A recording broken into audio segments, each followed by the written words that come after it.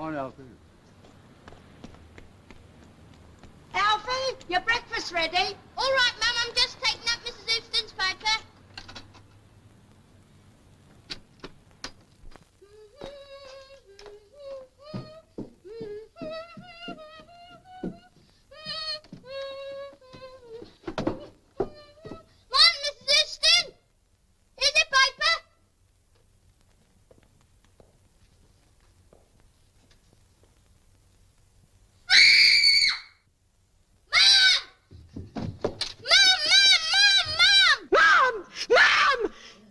I could get out of him for a bit. Stabbed, wasn't she, Mrs. Finch? No, dear, strangled with her own scarf. Her own scarf?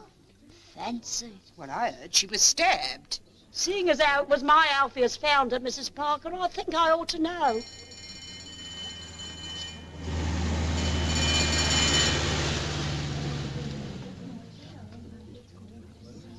Is she still up there? Yes, poor soul, and all those coppers nosing around. All right, sir. Finish now.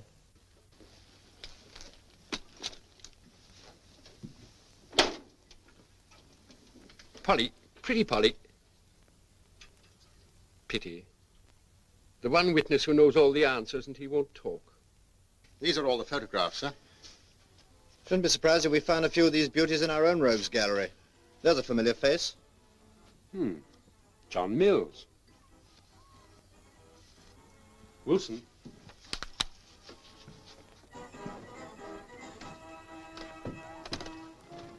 She used to work there, too. What, in the fun fair? She had a fortune-teller's booth. Oh.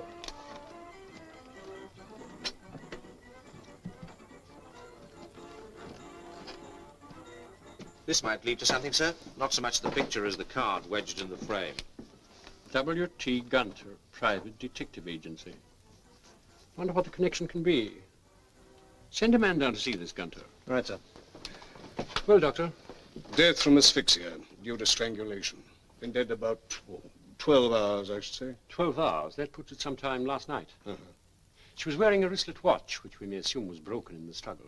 It stopped at 10 minutes to 9. Yes, that would be about the time. What about the bruising? Nothing to cause serious injury, and all inflicted before death. So she put up a fight for it? Yes, she put up a fight. If there's anything more after the PM, I'll let you know, but I don't think there will be. Well, thank you, Doctor. Just found this on the floor, sir. After they moved the body, she must have been lying on it. St. Christopher. Sort of charm, isn't it? Yes, it's usually worn by a traveller for protection on a journey. Might have come off in the struggle. Well, thank you, Fraser. Let's see the boy who found her.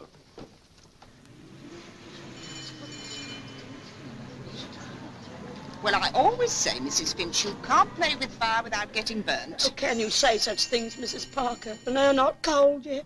Mrs. Finch? Yes? We're police officers. I'd like a word with your son. Yes, I'll call him. Alfie! Alfie! Come downstairs at once. You're wanted by the police. I can't, Mum. Never mind what you're doing. Come down when you're told. I'm afraid he's a bit shook. And so am I. Never was so shook. Never. Not since Alfie's father died. Oh, there you are. Come on, come in. Come in, son, and sit down. Just want to have a chat about this morning. Do as the gentleman tells you, Ducks. Bend yourself. Now, Alfie, I believe you always took the people into the lady next door, didn't you? Always. She always gave him a sweet or a cake or something. Oh, she was very kind to Alfie, a sweet soul. Just let the boy answer for himself, will you, madam? Now, Alfie, what time was it when you went into the house? 8 o'clock. Now, think carefully. You didn't touch anything, did you? No. You're sure? Alfie wouldn't touch nothing. Tell him you wouldn't touch nothing, Alfie. I touched nothing. All right, son, I don't think you can help us any more for the moment. Come on. You run along now. You shouldn't really be in here with your boots on.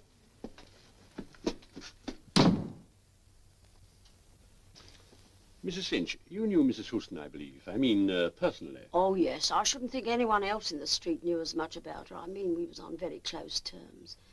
There's not many of the neighbours I'd care to be friendly with, but Mrs. Houston, she was different. Yes, she was rather young for a fortune teller, wasn't she? Well, she had a lot of bad luck, poor girl, and she had to do something. Mind you, she was very clever at it. I remember one... You saw her quite often, didn't you? Oh, yes, I used to go in twice a week regular to clean up.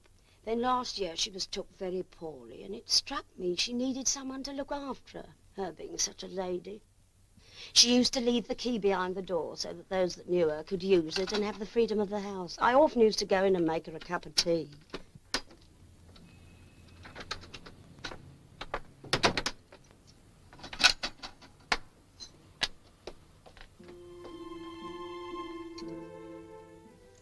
Here's your cup of tea, dear. Don't let it get cold. Thank you, Mrs. Finch. I'll just pull the curtains.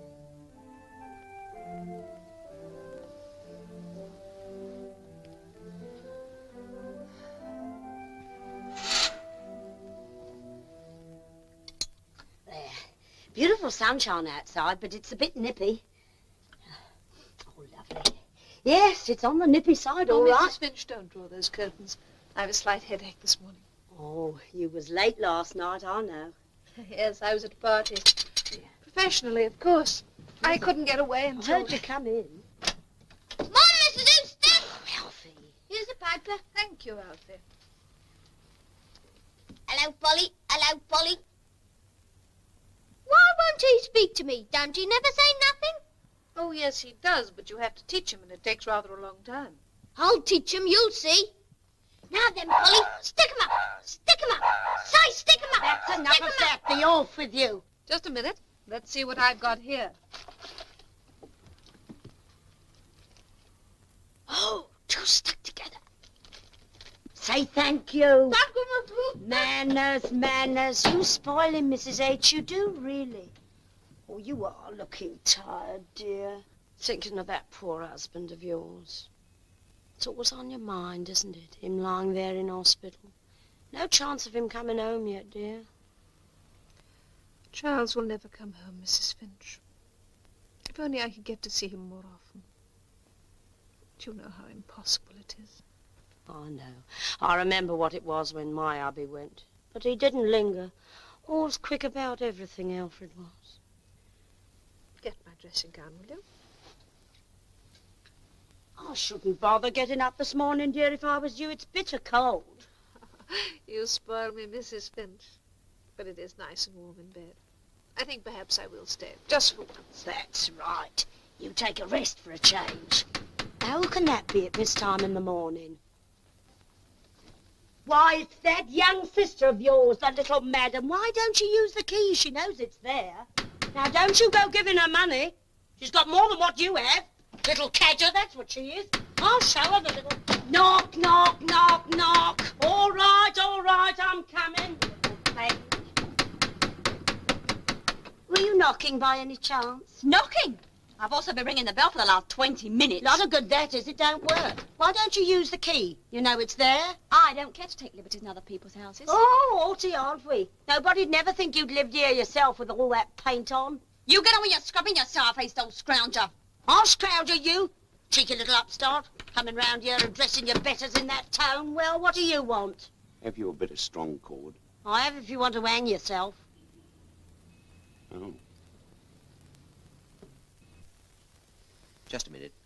Who's this chap you've just mentioned? Oh, him, Pollard. He keeps the bird shop across the road. Mrs. H. used to employ him to do odd jobs, more out of kindness, really. He did up the house for her. Nice mess he made of it, too. I told her if she went to a proper man... Thank you. Now, about this sister. Well, I'm not one to listen at doors, but I couldn't help hearing the goings-on that morning. Please leave my house. Oh, all right, I'm going. You'd never dare say such things if Charles were home. You know it isn't true. Oh, isn't it? Well, why don't you ask Charles, then? Go on. Why don't you?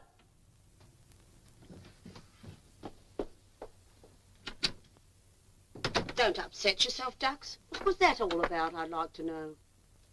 Oh, good morning, Mrs. Houston. I've just come to do that window for you now. Oh, can I have a word with you? Why, certainly, Mr. Pollard. Now, don't catch cold, dear. It's about that window. Well, I have thought about it, but I'm afraid I can't afford it. You shall have it as a Christmas box. No, Mr. Pollard, I can't allow that. sure what I count for in this weather. Tea's ready, dear. Some people I know like to talk all day.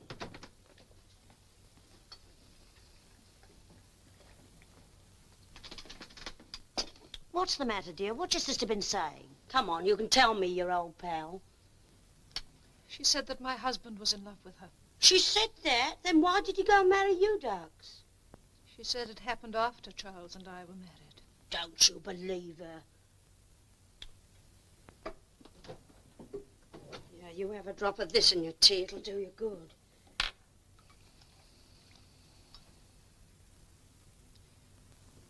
The awful thing is that I shall never know for certain. I can't ask Charles.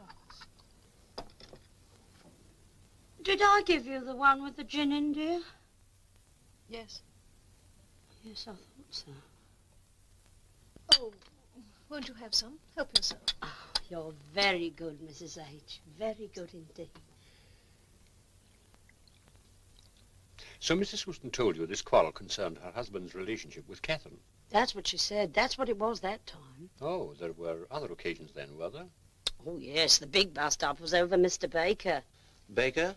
Who's he? Well, Mrs. H. used to have a number of callers in connection with her fortune-telling, of course. Some of them gentlemen, very nice gentlemen, too. And just about that time, Baker used to visit her a lot. I used to call him the man in the cowboy hat. It's the man in the cowboy hat, dear. Oh, Bob, come up. And this, Shorty, is not a cowboy hat. Well, it looks a funny hat to me. Yeah, maybe, but not so funny as walking around with a billiard ball on your nose. Oh, smart guy, huh? Bob. Okay, coming. How about some tea, Mrs. Finch? All right, dear, it's ready. Mrs. H. was always a lot brighter when she was expecting Baker. I think she liked his company. But I didn't like him. Too saucy for me. And there was something about his eyes. Shifty, if you know what I mean. Often I said to Mrs. H., that man's got shifty eyes, I said. And if you ask me, he's got a mind to match. But Mrs. H., she wouldn't listen to me. Always saw the good side of everyone, she did. But I didn't trust him. He said he'd come over with the American Army and then stayed on after the war. He was on the stage, a magician, I think. He was trying to work up some sort of mind-reading act with Mrs. H. as his partner. No, no, no. Cotton handkerchief is not a fair lady. A silk handkerchief is a fair lady. For Pete's sake, try and remember, can't you? I'm sorry, Bob. Okay, we do it again till you do get it right, then. Well, let's have a cup of tea first. Oh, shucks. Don't you have any coffee? We only serves coffee after dinner. Brush up your memory with that. Once you got the code, you can't go wrong. I've tried, Bob. You'll just have to give me a little longer. All right. All this is wasting my afternoon. And I don't like my afternoon being wasted. Of course, maybe we could fix up some other kind of entertainment. I'm afraid I'm not a very entertaining person, Bob. Too much to think about. Anything else, dear? No, thank you, Mrs. Finch. That'll be all.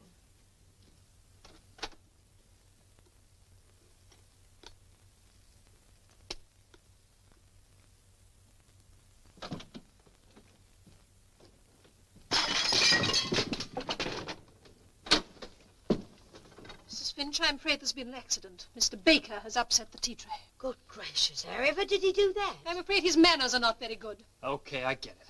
Don't forget your hat, Mr. Baker. Quite an old English custom, isn't it? Sir, I must ring for your hat and coat. I'm sorry I wasted your time.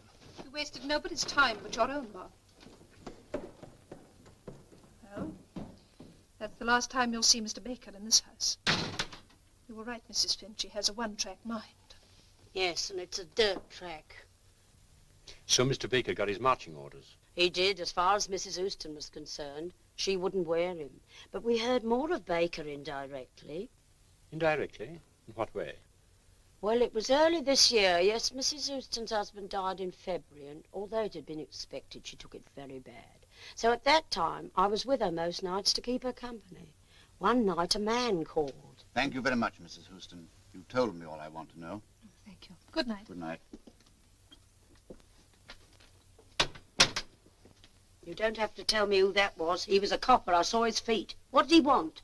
He wanted to know about Bob Baker. Know what? Oh, I can't tell you. can people behave like that? Don't you get mixed up in anything, dear. That Baker's a nasty piece of work. Wouldn't surprise me if he didn't carry a gun. He looks the type. Well, we'll see. Unfortunately, I don't think there's anything I can do. We'll keep this. It may come in useful. After all, you never know. I might want to see him again. Well, did she take your advice, or did she get mixed up in it? I don't know, but yesterday evening, Baker arrived, and who do you think was with him? Catherine. Catherine? Catherine, the sister? I thought that'd shake you. Was Mrs. Houston expecting them? Oh, no. Did she seem to be worried about anything yesterday? No, she was very bright and cheery. Mrs. Finch, she said, Mrs. Finch, I don't think I'll be a widow very much longer. Or something like that. I think she was expecting an offer that evening. Just then... Is Agnes in? We want to see her. And how we want to see her, the two-faced I'm trap. sorry, She's in, all right. Come on.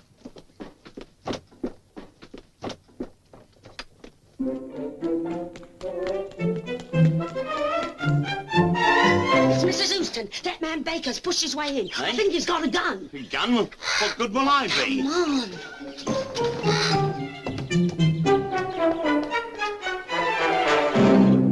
I think you're rotten right through to the core. If she set her mind to it, there's no stopping her. You'd have to kill her first. Yeah, and that gives me great pleasure. I'm not afraid of you, Mr. Baker. No, maybe you should be. Nobody interferes with my life and gets away with it. I'm not through with you yet. Go on. Now, look... You keep your nose out of this unless you want to wear it in the back of your face. Come on, Bob, we can come back later. I could quite cheerfully strangle her. And you too, you interfering old kite. Thank you, Mr. Pollard. He was a great help, I'm sure. Did Baker and Catherine go back as they threatened? They might have done. Mr. Pollard would know. He stayed on. I see. When did he leave, do you know? No. You see, I left about 6 o'clock. Every Friday I go to the Spirits Church in Harbour Street. I like to keep in touch with the late Mr. Finch. It's truly wonderful when you think of we may want to see you again later, but I think that's all for the present. Oh, by the way, Mrs. Finch, have you ever seen this before? No, never. Sure it didn't belong to Mrs. Houston? Yes, quite sure. Well, thank you, Mrs. Finch.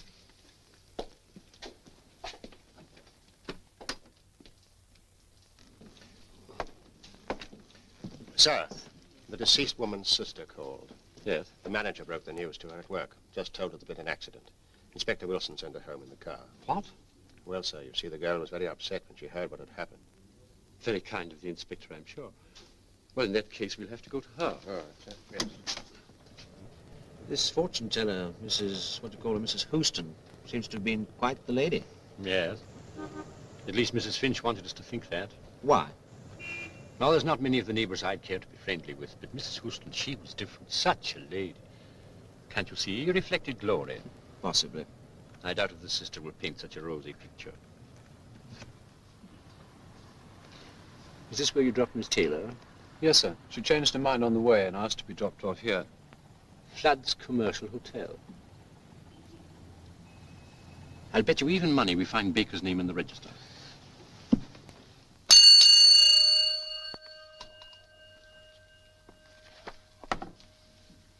Here it is, R.W. Baker, and he only arrived yesterday. Good morning. What can I do for Morning. you? Can we see Mr. Baker? Mr. Baker? Oh, well, Mr. Baker. No, I'm afraid he's out. Oh.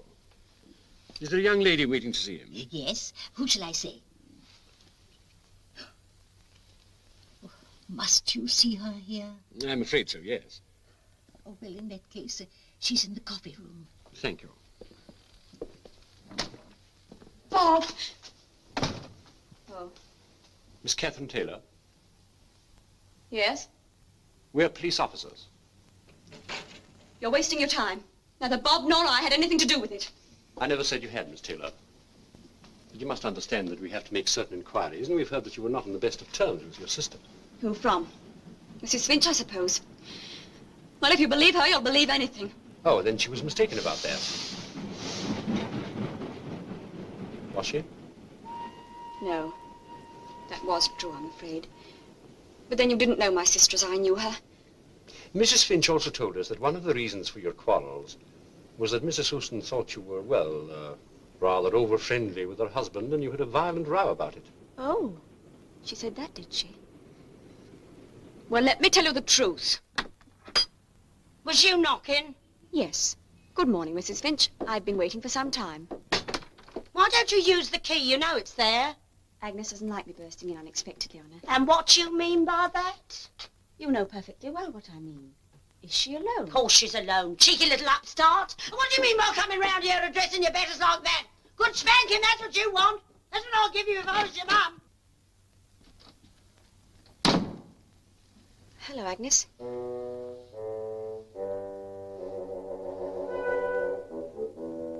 Oh, Joe.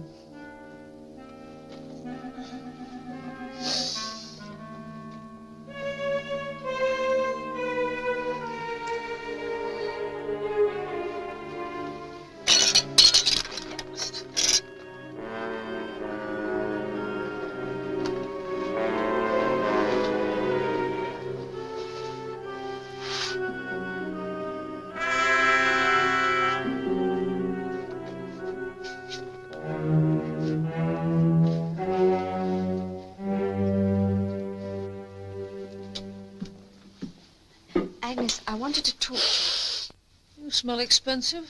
What it is to be a young lady attendant in a beauty parlour. You might bring me a bit of makeup now and again. They'd never miss it. I look awful. Feel awful, too. Oh, Agnes, as a matter of fact, I have brought you something today. It's about time you knocked something off. I didn't knock it off, I bought it. More fool you. Seduction.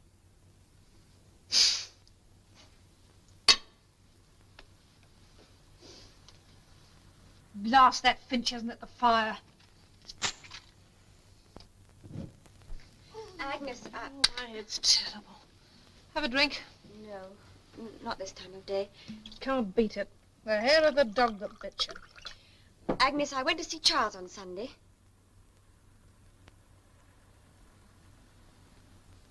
Did you? Yes. He was asking after you, Agnes. He'd be an unnatural husband if he didn't, I suppose.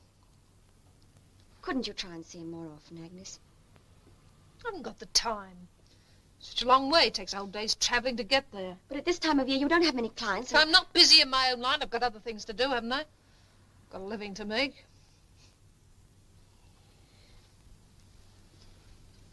I was talking to the doctor, and he thought that Charles might be able to come home for Christmas. What, here? Well, it's quite likely to be his last, Agnes.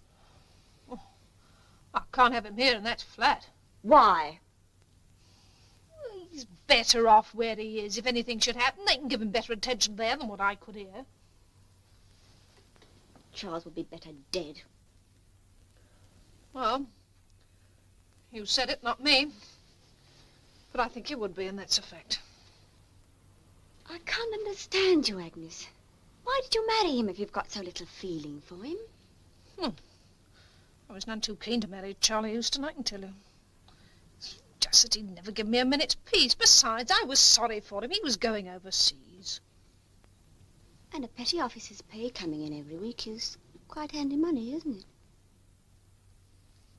I tell you, it was because I felt sorry for him. I want to be decent. For all I knew, he might have been killed. Plenty were. So that was it. You expected him to be killed. You wanted him to be killed. You're a liar. That's not what I said. It was the reason. That just goes to show what a low, dirty mind you've got. Anyway, what right have you to interfere?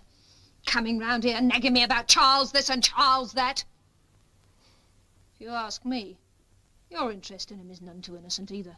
What do you mean? You know what I mean.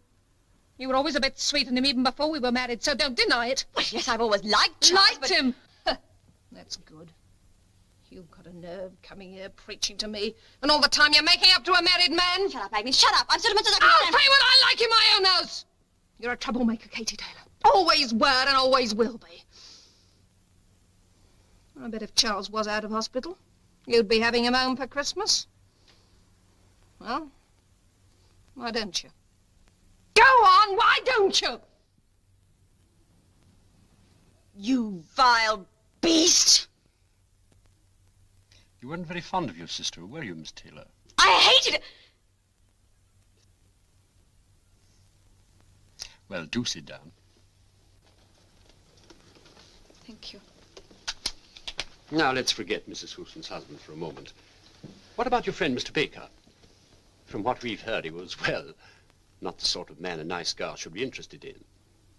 Perhaps I'm the best judge of that. He used to be very friendly with your sister, too, didn't he? Until something happened. Well, he used to go there sometimes. That's how I met him. He was trying to work up some kind of variety act with her. But as often as not, if I met him on his way to Agnes, he'd change his mind and come with me for a walk. I think he was lonely.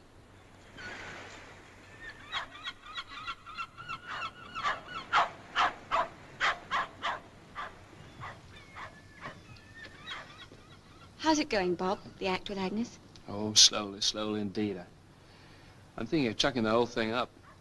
Oh, does that mean you'll be going away? Yeah, I've had the offer of a job. A good one? Advertising, it has possibilities. Well, I should take it, Bob. Yeah. Catherine, did you know I was married? No, I didn't, Bob. I thought Astra might have told you. No, I've never discussed you with her. Yeah, I married a showgirl some time back. It only ran 5 nights. Oh, I'm sorry. Waiting for the divorce to come through now, but these things take time. Yes, of course. I just had it on my mind. I thought I'd better tell you. Well, there's no reason why you should. But I'm glad you did, Bob. Well, come on, let's go and have a Coke. I began to see a good deal more of Bob Baker because I liked him. He wasn't at all the kind of person I'd taken him to be when I'd first met him. And shortly afterwards, he dropped Agnes altogether and decided to take the job. Though at first he wasn't too enthusiastic. £6 a week in commission. It's not much, is it? Well, it's a start, Bob. Mm-hmm. Catherine, I guess I told you pretty nearly all there is to know about me, haven't I? Yes, Bob. Some of it you may like, and some of it may be not so hot. Catherine, would you marry me when my divorce comes through? Oh, Bob! That must be the world's classic proposal. Even for an American. Yeah. Yeah, that's another thing, too. Catherine, you know how it is in show business, don't you? Oh, no, of course you don't. Well, in show business, you have to kind of put on an act. You have to sell yourself, you know what I mean? Broadway, Hollywood, you know. If you don't, they don't take any notice of you. And so I've been playing Bob, around. what on earth are you trying to tell me? Catherine, I was born in Liverpool. I've never been farther west than Bristol in my life. Oh, Bob. After that, how could I possibly refuse?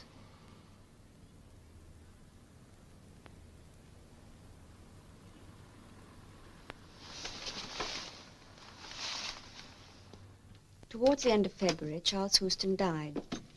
I went to the funeral, and in the circumstances, Agnes and I were a little more friendly towards each other. Hello, you've had this place done up since I was here last. Yes. Old Pollard did it before Christmas. Mr. Pollard, you certainly managed to get people to do things for you, don't you? Well, I had to pay for the paint.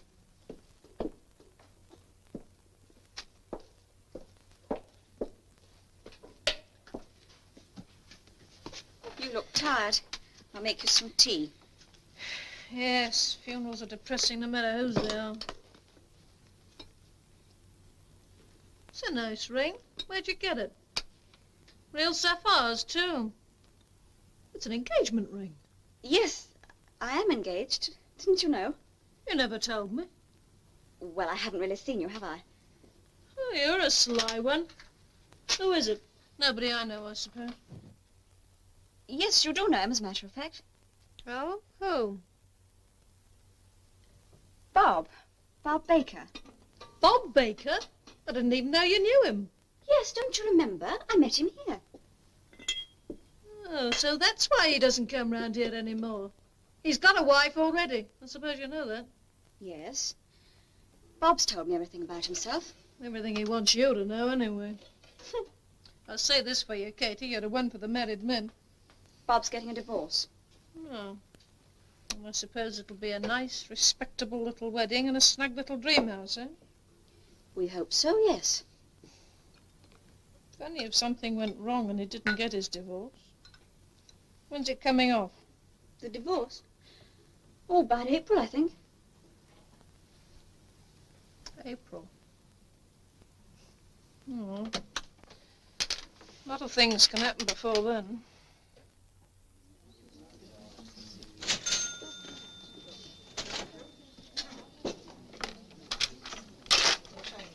At the cash desk, please. Thank you. Catherine. Bob! Catherine, I just got to talk to you. On second thoughts, I think I will have Persian rose. Yes, ma'am. It's about the... Thank you. Or have you cherry ripe? Yes, madam. Thank It's about the divorce. My solicitor say that a private detective went to call on Astrid. you. I simply can't make up my mind. I think perhaps after all I will have Love Kiss. Thank you. She never meant anything to me, Catherine. I swear it. We just got to find out what she's told him. How soon can you get away from here? Not till 6 o'clock. May I? Oh, excuse me. May I see some different shades of face powder? See you then.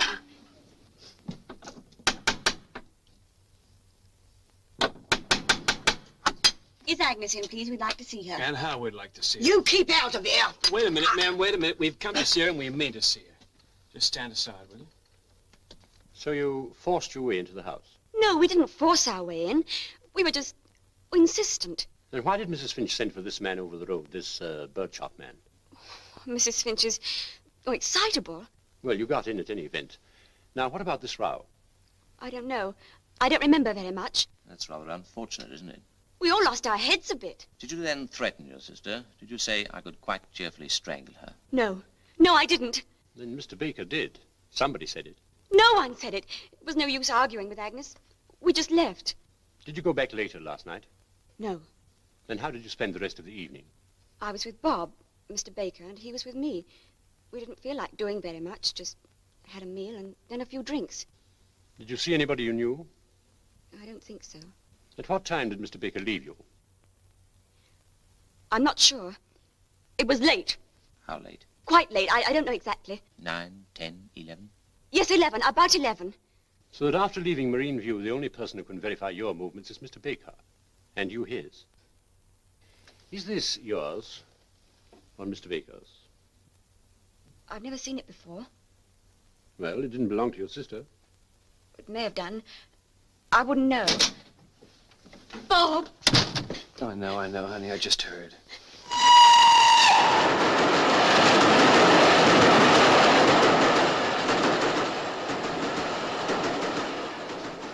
I would suggest that Miss Taylor goes home for a while to rest. She needs it. Yeah, and whose fault's that? No, I'll stay. There's a car outside.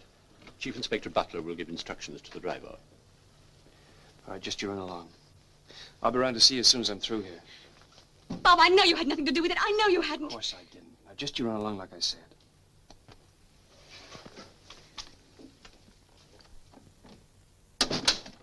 You've traveled quite extensively, haven't you, Mr. Baker? Is there a law against that? Is this yours by any chance?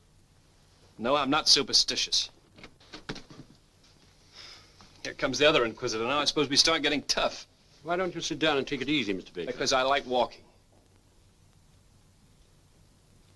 Can't we get this thing over? Certainly, Mr. Baker, just when you're ready. There's nothing I can tell you. I can't think what you want to know. Well, now, you did know the deceased woman, didn't you? Yeah, sure, I knew her. Funny thing was, she always said she'd get what she wanted when she deserved it. Look, so it's caught up on her. When did you first meet her?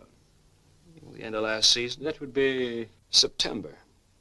I first saw her in that little tin-pot arcade where she used to work the fortune-telling racket.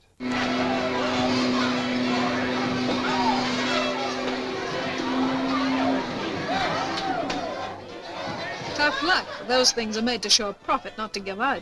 Only package of cigarettes in town, and money won't buy them. Oh, I thought you were doing it for sport. Sport? Well, I haven't had a cigarette since this morning. Well, if that's all you want, I can fix you up. What's that you say? All in the front of the field. Hold up, hold up.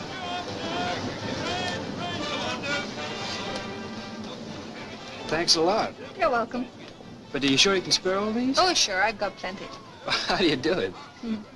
I always get what I want, when I deserve it. I was paid. No, you can do the same for me sometime. Well, you're my friend for life. 20 cigarettes, that's cheap. You're in the show business? Yeah, how'd you guess? Resting? Yeah, I was for the local concert party. We had a bad season. Closed early. Is this you, this Astra? Yeah, that's me. Professionally. It's a queer kind of racket for a girl like you. How come? I just imagine they're all toothless old dames of about 83. I don't do so bad at it. If you know a better racket, let me in on it, will you? Maybe I could at that. Oh? Have you ever been on the stage? Sure. What did you do? Oh, you know, showgirl. I was just a kid at the time. Yeah, but you have been on the stage. I told you, didn't I? Okay. Come and have a Coke. Okay.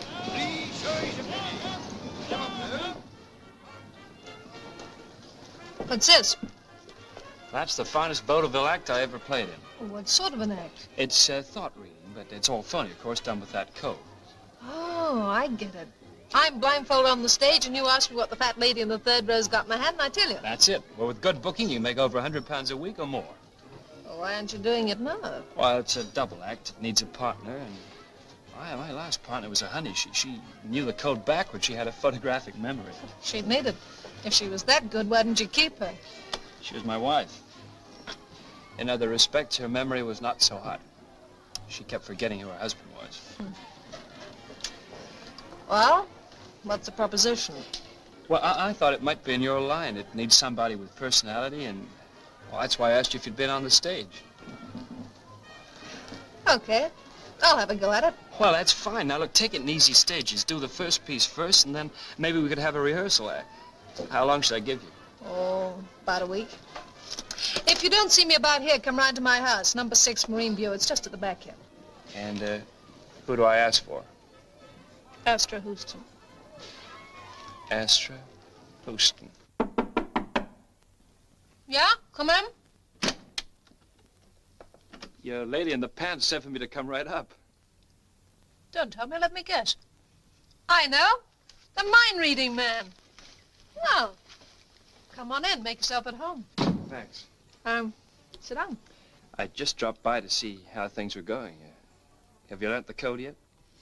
Oh, that, I was asking Finch if she'd seen it only the other day. Have a drink? I got something here better than Coke. Well, you haven't lost it, have you? No, it's around somewhere. Haven't you looked at it yet? Oh, I haven't had time. But you said a week, Astra. Is it a week already?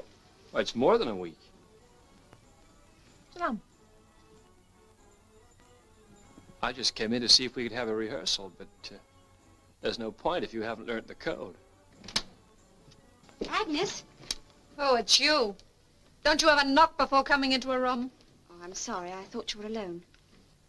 This is my sister Catherine, Bob Baker. I just brought a few things round for Charles, some butter and a few eggs.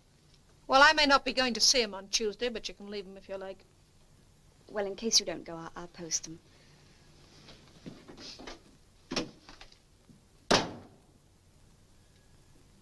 You, haven't finished your drink. I'm very disappointed in you, Astra. Hey, you're the first American who's ever told me that. Yeah, maybe. But this is strictly a business deal. What did you expect? Just that. Suits me. Shall I give you a couple more days to get the first part right? I'll be word perfect. Remember now, parrot fashion. Will the fair lady in the third row please? No. Cotton handkerchief is not fair lady. Silk handkerchief is fair lady. Please try and remember, can't you? Oh, have a cup of tea. Tea. Everything stops for tea in this country. You know, Astra, I don't think you've been trying very hard. You're the star of the show. You're the center of attraction. I'm giving you the act. If you don't want to go through with it, why, just tell me. I'll get somebody else. All right, Mrs. Finch, you can go. Come Come on, Esther, let's try this again. Just see if we can get it right from the beginning, shall we? Don't you ever relax? Sure, at the right time. You know, for a guy that can read my mind, you sure waste a lot of time. Or maybe you're just plain dumb. Maybe I'm just plain dumb. Yes, I wouldn't be wasting my time with a woman who's insulted when I don't make a pass at her. Are you referring to me? Don't think anyone's throwing themselves at your head, 'cause they're not. What's got into you, you broken-down ham? What do you think you've got that makes you so attractive? Just the presence of mind to say no. I don't suppose anybody's ever said that to you before. Get out of here! That is my intention. Don't stand there smirking at me! Get out! Get out! My. Oh, Mrs. Finch, I'm afraid there's been an accident. I upset the tea tray. However did you do that? Guess my manners don't fit in here. Don't forget your hat, cowboy! Quite an old English custom, isn't it? Sir, I must ring for your hat and coat. You didn't see her again? No, I did not. Until last night, when you went back with Miss Taylor. My solicitors had tipped me off that, well, she'd been interfering in my divorce. A private detective had been to see her, and, well, I just had to find out what she told him. I told him plenty. Yeah, I bet you told him plenty. You know there was nothing between us. Oh, wasn't there? Catherine! I know, Bob. You don't have to tell me. Oh, yes, you believe him, because that's what you want to believe, but there's not many others that will. Why should you want to do this, Agnes? What pleasure can it give you? Quite a lot. I got plenty of attention from him until I met her. So that's it. Yes, that's it. Think yourself a cut above me, don't you, because you've had everything so easy? Well, this is one thing you won't get so easy. If you still want this Baker, you'll have to change your ideas the same as I did. And that'll take some of the polish off you. That'll take some of the starch out of you. I never struck a woman yet, but... Bob, get out. Go on, the pair of you. Get out before I call a copper. Come on, Bob, please. Just you wait till I get in the witness box. Just you wait. I think you're rotten to the core. You don't frighten me, Baker. Come on, Bob. You can't stop her. You'd have to kill her first. Yeah, and I'm near to doing it. And did you, Mr. Baker? What? Did you kill her? No, of course not. How did you spend the evening, Mr. Baker? I was with Catherine. Till when? Well, 8 o'clock. It may have been 1:30. She had a headache and went home early. And what did you do? I came back here. See anybody here? Any of the guests? I wasn't feeling sociable. Didn't see anybody. In a ritzy joint like this? Well, thank you, Mr. Baker. You won't change your address, will you, without informing us?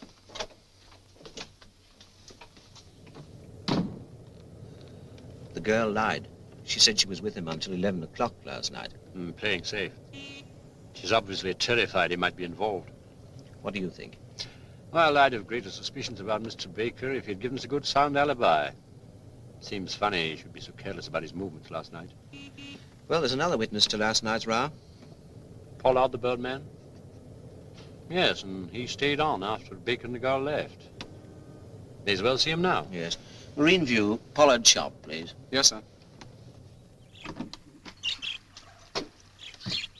Mr. Pollard? Yeah?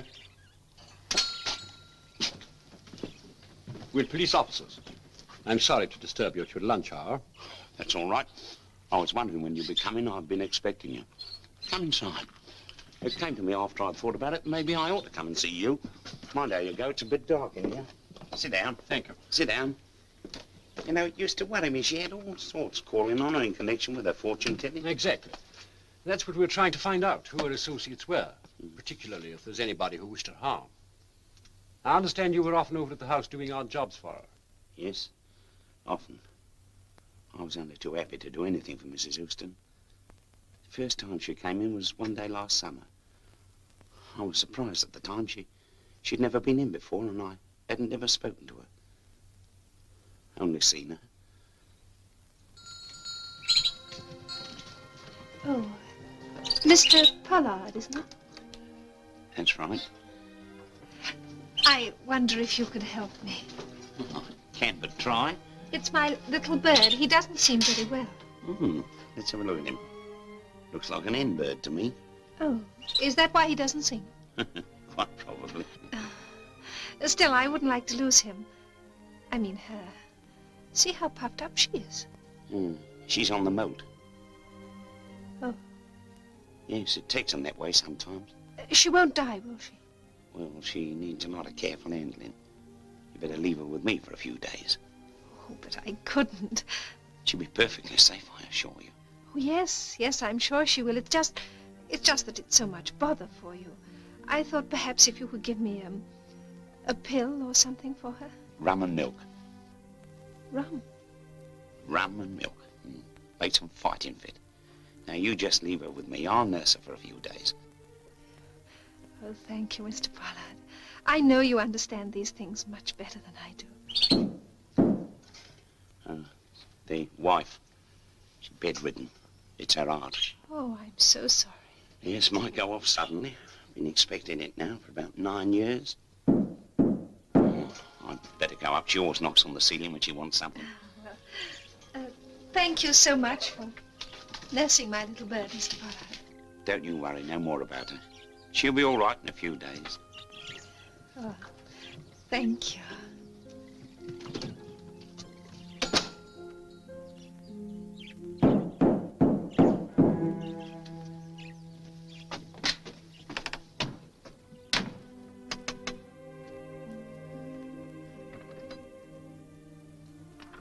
Oh, it's Mr. Pollard. Afraid I've some bad news for you, Mrs. Houston. Your little bird is passed on. Oh, dear. Well, this might be a little consolation for you. Why? It's a parrot. Oh, but Mr. Pollard, I couldn't possibly accept him. Now, why not? I brought him for you. Well, come inside. I didn't really intend to. I hope you don't mind the kitchen, Mr. Pollard. Coziest place in the house, I always think. Oh, yes. And you are cozy, my word. I'm cozy enough, but I miss my little bird. I'm sure you do. It was just something alive, so that I was never really alone. Of course, I know. Pardon me asking, but you're a widow, aren't you? Well, no, I'm not really. My husband's in the Naval Hospital. He's not expected to live. Oh, same as my wife. Might live for years, though. I know what it is.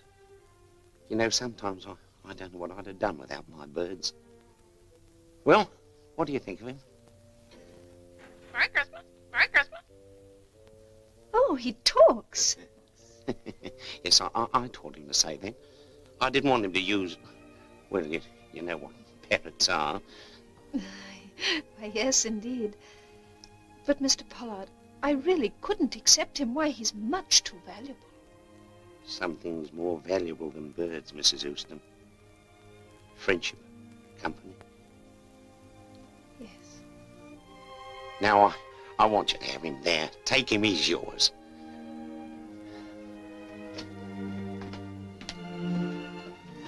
Good night. Oh, that door, it always sticks. It's the damp. Wants to come off its hinges. Really? I'll come over and do it for you in the morning. Would you? Pleasure. Now, will you push and I'll pull?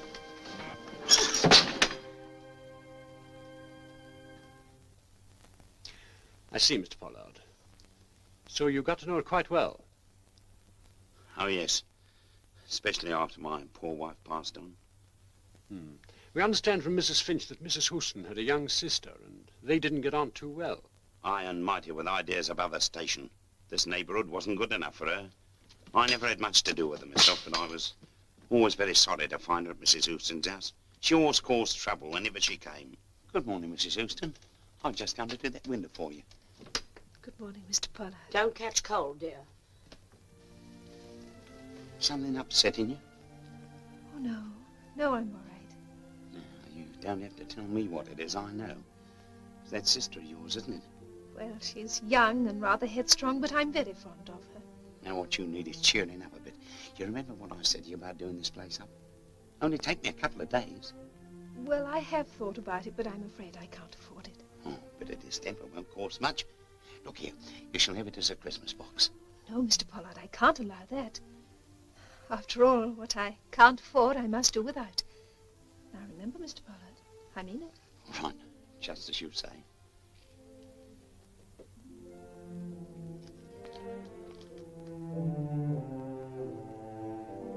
All right, Astra. It's all finished. You can come in now. Oh, Albert, it's lovely. There. I told you it wouldn't take long. Look, I brought the old bird down. Anything wrong? No, but between holiday seasons is always rather a worrying time for me. Ah, yes, yes. That's why I wanted this job to wait. Things get a little easier around Easter. Well, I can let you have a couple of pounds if it'll be any help. Oh, no, Albert, you can't afford it. Well, I'm a single man now, as you might say, now my poor wife's gone. Yeah, take it. I won't miss a couple of pounds. Oh, no, I shall have my money from the Admiralty at the end of the week. Oh, till then. Come on. It's worth a couple of pounds to see that worry go from your face. Well, thank you. I'll add it to the rest. I hope you're keeping an account. Oh, Michael. Mr. Murray, Mr. Pollard. How do you do? Mr. Murray's just returned from sea. Oh. I'd better be getting along.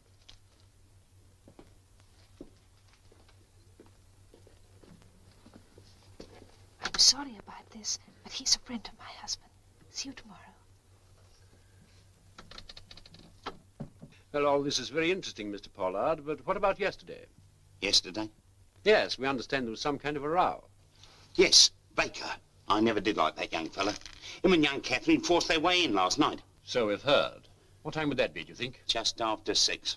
I was getting ready to shut up the shop. Mrs. Finch fetched me over. Quick, it's Mrs. Houston. That man Baker's pushed his way in. I think he's got a gun. All right, don't fuss.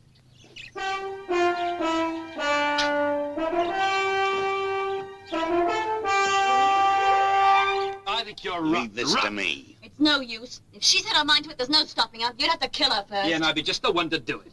I don't think I'm through with you yet. Now then, none of that talk here. Be about your business, both of you.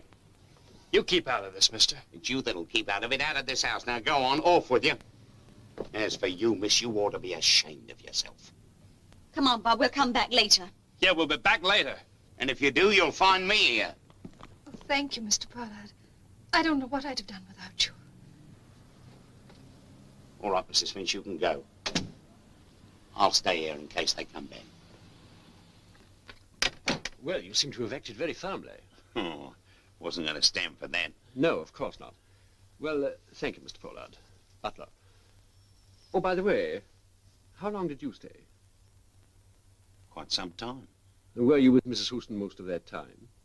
Yes. All of the time. She was a bit nervous, naturally. What did you talk about? Nothing in particular.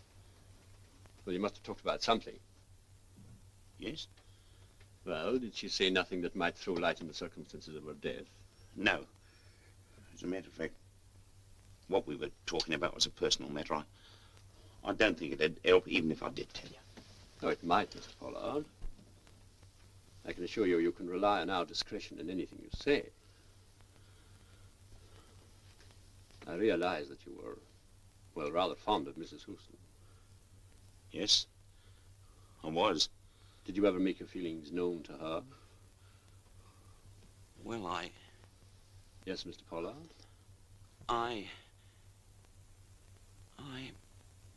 Yes, Albert. Well, you remember what we were talking of some time ago? Yes, Albert. At that time, I was so bold as to suppose I had something to hope for. Was I right? And don't answer me now. Of course you were right, Albert. Well, you have thought about it since, I suppose? Oh, yes, I have. I've thought about it, Astra. I've thought about it every day. But don't answer me now. But I just want you to know that I can see your point of view. Yes? I'm older than you are, I know, but... Not so much, Albert. Well, if I'm older, I'm steadier than some of the young ones, and I'm just as fit. Here, I'll tell you something that happened in the Ark the other day. You know Ernie's strong ale? It comes in 9-gallon barrels, and the brewer's man, he usually puts it up on the counter for him. Well, you know what a great big strapping fellow he is. He'd make 3 of me. Well, I'm in the Ark at lunchtime. It's not my habit. I was just in for one. And Ernie says to me, I'm in a bit of a fix. The brewer's man's forgotten to put the barrel on the counter. Well, young George, he's the blacksmith. He's a great big lad, 21, you know, strong. He said, come on, let's have a go. I'll shift it. Well, he goes, he puffs, he blows, he can't move it. Then they all have a go, and I said, here, let me lift it. They all laughed. They didn't think I could. Oh, but I lifted it. I lifted it like it was a baby. And then, Mr. Pollard? And she done me the honour. I beg your pardon? She done me the honour of accepting my hand in marriage. Oh. And then you left? That's right. What time would that be? About 7. So as far as we know, you were the last person to see her alive. Oh, no. There was another chap came along just as I was leaving. Came to have his fortune told. Who was he, do you know? I don't know. I didn't like the look of him. A bookie. That's right. That's what she said. He was a bookie. You know, horseshoe type in check suit, dark, thick-set fella. I didn't like the look of him at all. Photographs, Butler. Is he among those?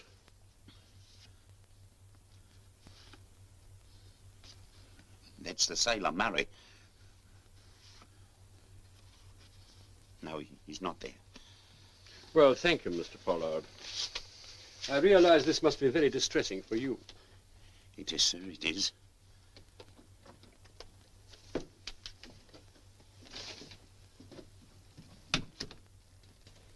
No, Butler, no. The question is, why was Pollard in such a state of nerves? Not to be wondered at, is it? After what she meant to him. Aye, but what did he mean to her? Well, according to him... Well, there we go. His version of it is entirely unlike any of the others. Well, his doesn't fit in with the sisters, but it's not so unlike Mrs. Finch's. Now, what I mean is it's an entirely idealized portrait. Of a man in love? She was going to marry him, you know. Was she? He wasn't too eager to tell us about that proposal. Supposing she turned him down?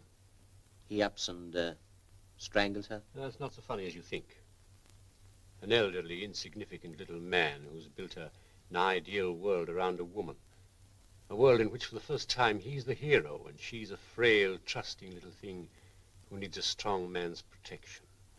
Suddenly she laughs at him and the whole thing goes smashing. Ah, your tea's getting cold. Besides, there's this other chap, the sinister bookie. Yes, he sounded very like an afterthought to me. Excuse me, sir, there's 2 young women outside who've got some information on the Houston case. Oh, show them in. Come in, please. I'm Lana Clark, and this... Oh. And this is Shirley Jones. Well, last night, Shirley and me... Chief Inspector Butler. Oh, pleased to meet you. Thank you. Well, as I was saying, last night, Shirley and me had a date to have our fortunes told by this Astra. And when we got there... Just a minute. What time was your interview? 7:30. Come on, Shirley, we'll be late. Oh, that's the house. Sounds as if someone's having their fortune told now. Oh. By all the saints, I can knock some of the rottenness out here. Get away from that window. I don't like it. Let's go, Lana. What, after 5pence each way on the tram? Not me. They're not coming. Probably can't hear us above that din. Oh, come on, let's go. Oh, shut up. There's someone coming now. I'll be back as soon as I've drunk myself into a temper for you. It's just in time to prevent murder being done, you little devils. Well. Did you see the fortune teller Astra after that? Oh, yes, it was lovely. She told me I was going to meet a tall, dark... Right, so, Miss Clark. Now, Miss Jones, did you notice anything unusual about her?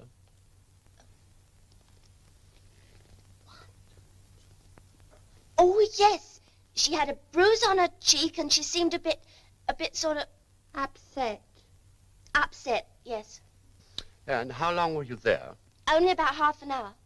This Irishman, you'd know him again, would you? Oh, yes.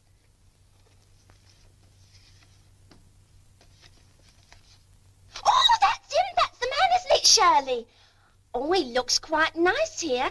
Of course, when we saw him, he was proper worked up, shouting his head off. Well, thank you, Miss Clark. I'm very much obliged to you. We shall probably need you later as witnesses. There you go. Ciao. Goodbye. Well, We can come back any time you like. thank you, Miss Clark. So you see, Astra was alive after Pollard left. All right, all right. But I still think my reasoning was sound. Anyway, the bookmaker hasn't materialized, has he? He doesn't seem to matter in the light of the girl's evidence. Well, I'd better get moving.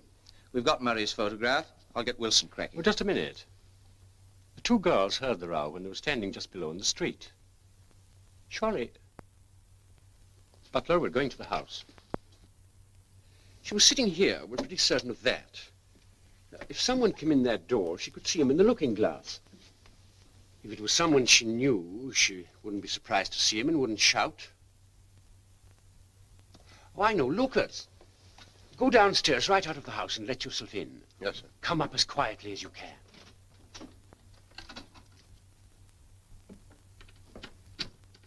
Someone coming in now, sir? Over there.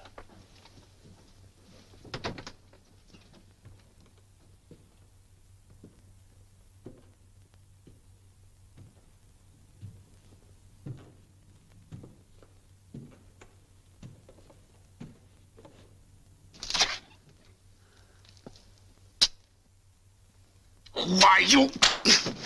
Come on, get up. Get out of it, Jim. What the... Mr. Murray, I presume. Well, how is it you know my name? Who the devil are you at all? We're police officers, Mr. Murray. Let him sit down.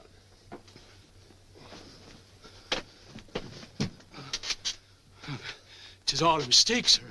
You asked a lady. That would be rather difficult, Mr. Murray. Wouldn't it?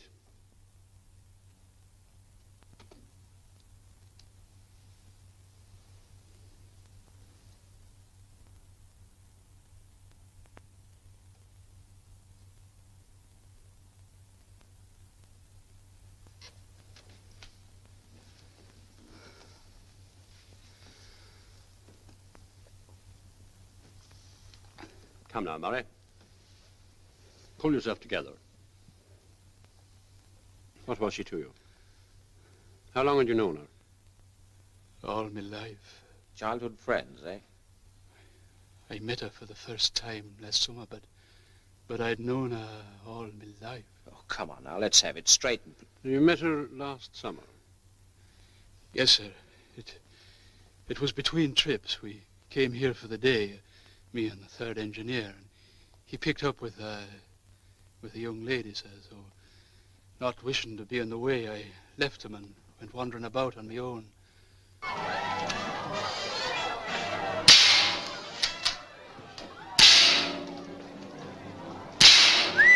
Saints anointed, I never knew I was such a crack shot. Crack shot?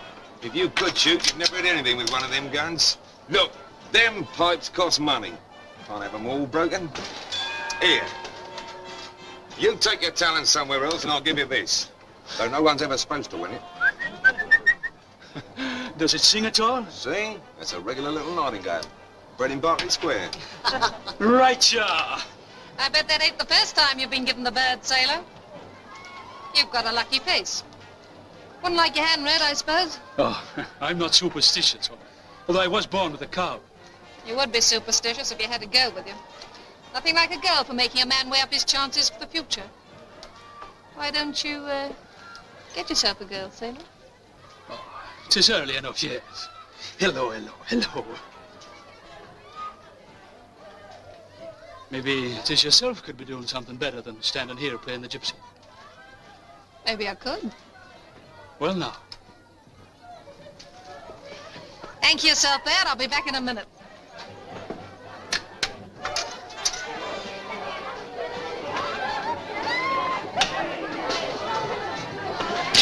Okay, sailor. You steer the course, but keep it in the shallows.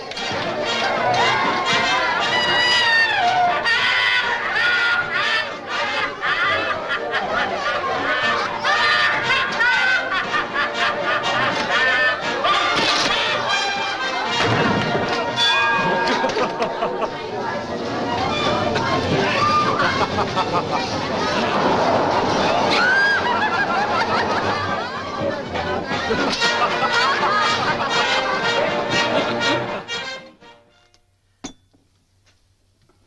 are, sailor?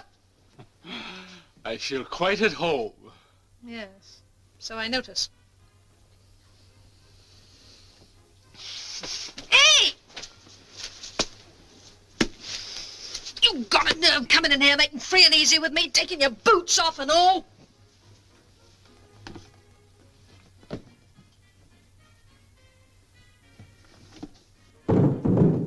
And you can follow them.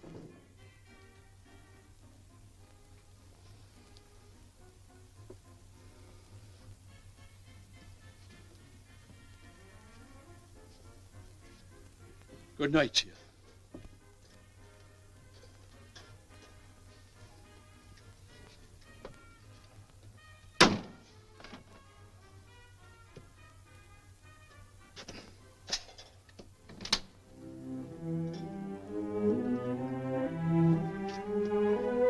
All right, sailor, you can come up again.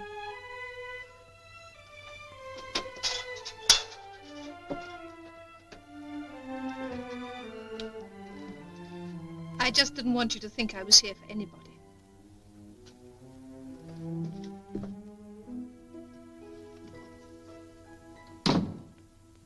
Cigarette? No, sir, thank you. I sailed the next day, and I never thought I'd see her again. And yet, somehow, I found myself thinking about her from time to time, and wondering, just wondering, would she remember me at all? It was another 3 months before we put in at Southampton again. Yom at dawn, says I to myself. She'll have forgotten all about you.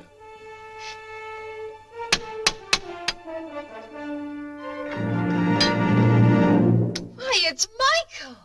Well, where have you come from? South America. Come on in, it's grand to see you.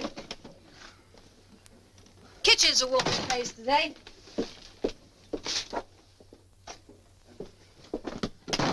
Hi, Mike, what you got there? Well, you're a sport and no mistake. Ah, but wait now till you see these. Nylons! Michael, you're a darling. Oh. Pork sausage, long time since I've seen that. Oh, help yourself to a tin. Well, I don't know. There's soft roes here. They're nice, too. Have one of each. Thanks, Sax, I will.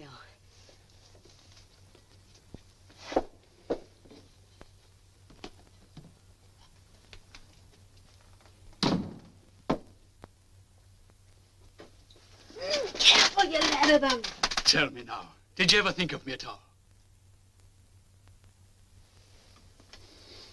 Merry Christmas. Merry Christmas. Oh, excuse me. Who's that? Oh, just a man who's come in to do up the house for me. Oh, must go out and get dressed. Can't sit around like this all day. Yes? I seen her nearly every day during that leave, and was always welcome. She told me to use the key behind the door, the way her other friends did. It's worth a couple of pounds to take the worry off your face.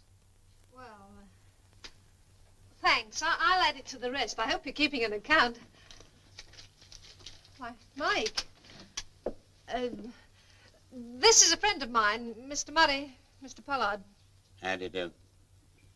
Well, I'll be off. See you tomorrow, I expect.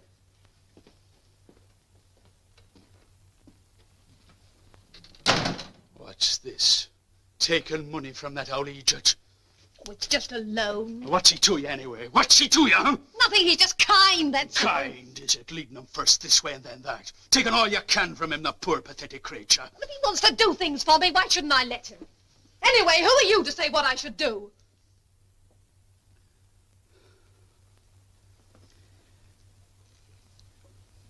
Did you never think of asking me?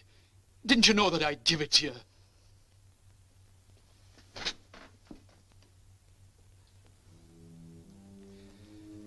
Sure, Astro, where's the use of trying to put into words what the heart feels? It's true enough, I've only known you for a week, but what's a week, or for the matter of that, what's a lifetime? I love you, darling. You know it now if you didn't already. You know, I've been thinking a man needs some corner in this life to call his own, and him traveling all over the globe. Why don't we get married, the two of us?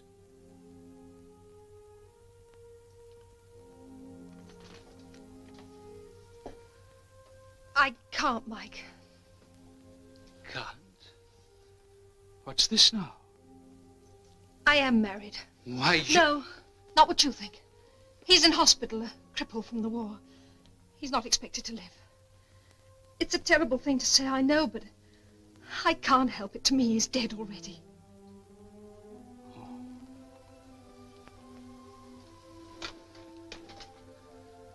Well, maybe the next time I come home, the saints forgive me, I'm wishing the man's life away. We'll just have to wait, that's all. And you will wait? But you'll write to me, won't you, Mike? Oh, I'm not much of a hand at letter writing. But you must write, Mike. A letter means so much to a woman. It sort of brings us closer together. And you'll be away so long. Please write, Mike. All right, then. You'll take nothing from anyone but me, and you'll send that old idiot packing. All right. Oh, sure now, I don't care what's happened before. I can forgive you anything. But from now on, it'll be just the two of us, won't it? Just the two of us. Promise. I promise.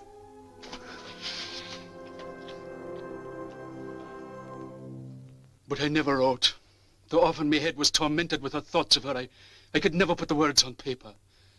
I never wrote, heaven help me. Her husband died in February. Did you know that? When did you get back?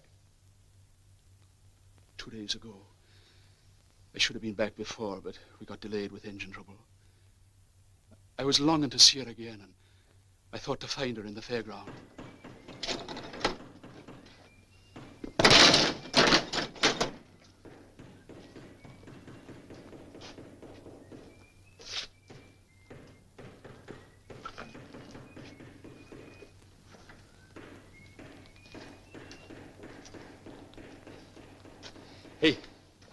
Hey, where's the lady who was here?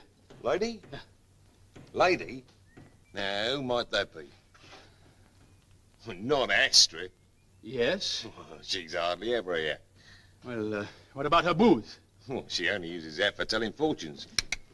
What you mean? Hey, let go of me. Take your hands off. Say what you mean, you maggot, or I'll choke you. Anyhow, why ask me? I didn't know she was anything to you.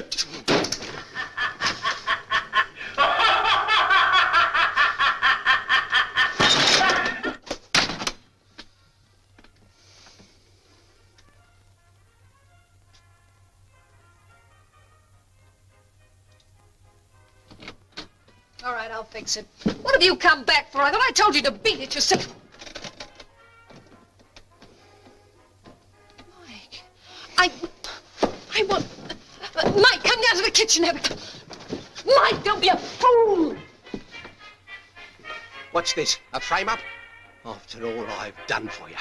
You dirty, double-crossing little... Here, there's £50 here. It's all I've got. You can have that. Here, take your hands off me. I'll have the lot. Ah! I'll pay you back for this, you treacherous little... Oh! Oh!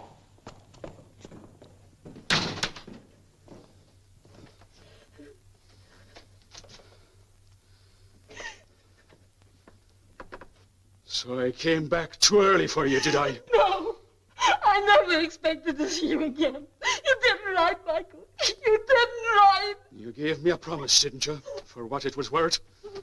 And I gave you mine. Only 3 months ago, remember? 3 months at sea, with your lovely face in front of me. Was it too long for you to wait? No, Mike, I did wait. I did wait. Oh, but you didn't come. You didn't write, Michael. Give you time to have everything nice and shipshape, I suppose. And me none the wiser. Just can't be trusted. You'd never be any different. If I can't knock any decency into you, by all the saints, I can knock some of the rottenness out of you. Get away from that window. Come here. It's yourself I should have kicked down the stairs. You have the look of the devil, but maybe it's just as well. I wouldn't want to swing for the likes of you.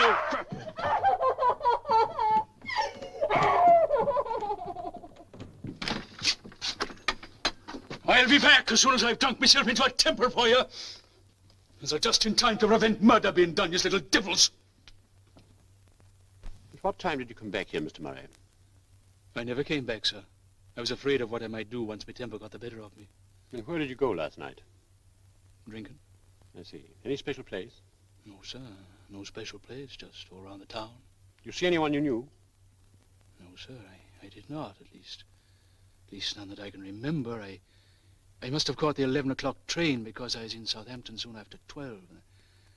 I thought about it all night and tramped the streets this morning. The fault was mine. I never wrote and she'd asked me to. So you came back today to make it up? Yes, sir. And seeing you here, I thought it was the same thing all over again. You sure you didn't come back for this?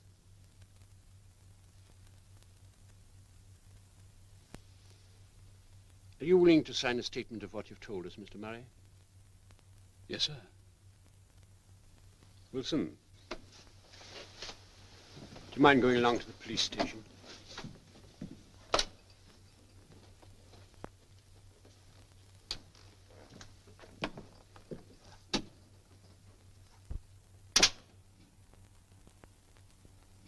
Play acting?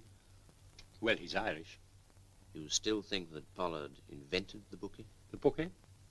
No, you were right. He seems to be flesh and blood, I grant you. Well, shouldn't we try to get a line on him? After all, we've seen all the others involved with our own eyes. Have we? What about Astra? We've seen her only through the eyes of other people. And she's always been different. Mrs. Finch, for example. To her, she was the perfect lady. You spoil me, Mrs. Finch. To the sister? Why don't you? Go on, why don't you? To Pollard? Well, thank you, Mr. Pollard. I don't know what I would do without you. To Baker? You know, for a guy that can read my mind, you sure waste a lot of time. And to Murray? All right, Mike. From now on, there'll be just the two of us. I promise. We've seen all these Astras, but which, if any of them, is the real one? Well... Is it important? Yes, if we knew what sort of woman this really was, we'd be a lot nearer to finding out who killed her and why. Yes, but that's just pure speculation. Now, let's get down to facts. First of all, Murray. All right, Murray. He strikes me as a chap who might have killed her in a rage, but not one who would have gone away and brooded over it and then come back and killed her in cold blood. Not cold blood, drunk. No, not even drunk. But if Murray's description of the bookmaker is true, he sounds the type who might have... Yes, you remember he said, after all I've done for you. Well, supposing he was infatuated with Astra.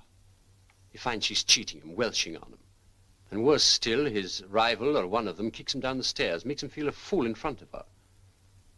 Yes, he might well be the mean, vicious type. Remember he said, I'll pay you back for this, or something like that? Are Baker and Catherine out of it, then? No, of course not. Now, let's see.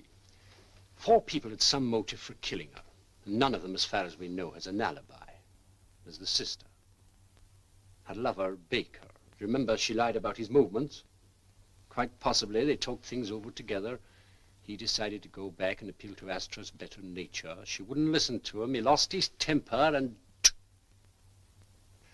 Well, maybe. Or maybe Murray did get drunk and then go back.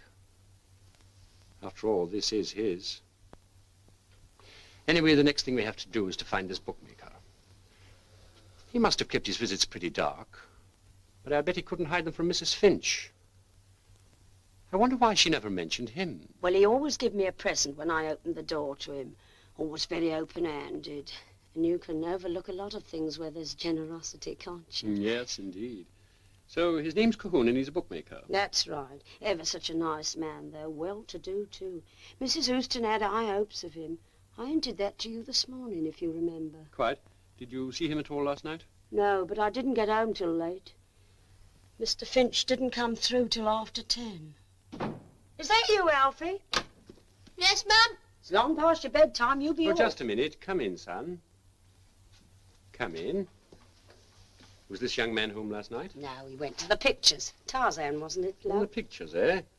Do you usually come home about this time? Yes, Mum says I've got to be in the house by 9. 9 o'clock. Was it about this time when you came home last night? Yes, just before 9. Oh. Now, I want you to think very carefully, Alfie. Now, think carefully, Alfie. Last night, did you see anybody in the street or going into Mrs. Houston's house? No? You sure? Sure. All right, thank you, Alfie. Now, be off. Don't forget to wash your neck. Night, Mum. 1 minute, Alfie. Just a few. How long had Mrs. Houston known this Mr. Cahoon? Oh, he was quite a new acquaintance. I know they met a number of times in town, but he didn't come to the house much. I fancy he didn't like to, him being, well... Yes, Mrs. Finn? He says Merry Christmas. What was that? Just asking if he heard anything when he passed the house last night. What did you say? You heard the parrot? Yes, he says Merry Christmas. Of course. What a fool I've been. Thank you, son. Butler. Well. What's on your mind? You remember what Murray said when he went back and found her with Cahoon? She shouted, "Why have you come back? I thought I told you to beat it," or words to that effect. Well? Well, she wasn't saying that to Murray, was she? No. Well, then. Are you going to see Cahoon now? No, we've another call to make first.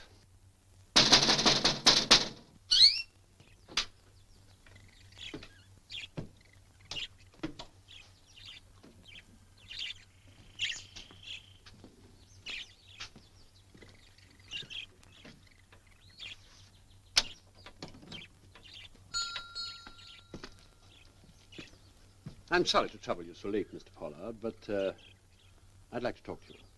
All right. Come in. You see, we're now in possession of some new evidence. Remember that bookmaker you told us about? Oh, him? Have you found him yet? Well, not exactly. Oh. Well, we know who he is. His name's Cahoon. Cahoon? You think he did it? Well, maybe. It's just a matter of deciding who went back to the house. You see, it might have been Murray. Murray? Is Michael Murray mixed up in this? Well, we found out he had a violent row with Mrs. Houston yesterday evening. Was Murray there last night? Yes. Murray? Of course. He's the man you want. Well, he's known to have left the house, but he threatened to go back. You didn't happen to see him going back last night, I don't suppose. You might have heard him knocking at the door or something. No. But the key behind the door. Murray wouldn't have to knock. He'd have used the key. Why, of course. Oh, thank you, Mr. Pollard. Of course, you can see the whole thing quite clearly now. So it was Murray. Well, strictly speaking, it's against the regulations, Mr. Pollard, but I don't think there's any harm in telling you. This is what I think happened. After leaving the house, Murray got drunk. He drank up a temper for her, as he says. And then he decided to go back and have it out. He knew the key was behind the door, as you say. It was dark outside, remember. So he could easily have slipped in and nobody the wiser. He'd seen the light in her bedroom window, so he knew where to find her. Couldn't be sure there was no one with her. So he climbed the stairs as quietly and cautiously as he was able. He reached the landing and crossed towards the door. And then, careful not to make a sound, he opened it, went in, and there she was, alone. Yes. Yes, that's what happened. Then the parrot said, Merry Christmas. She turned and saw you, Mr. Pollard, her murderer.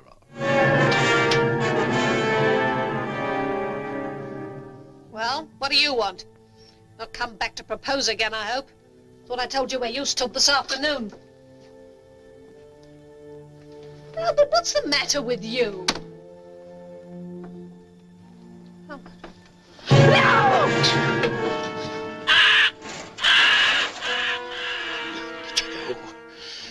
Not to anyone else. No one else shall have you. I gave you everything I got. Everything I knew. You laughed. You laughed at me. That's what happened, isn't it, Mr. Pollard?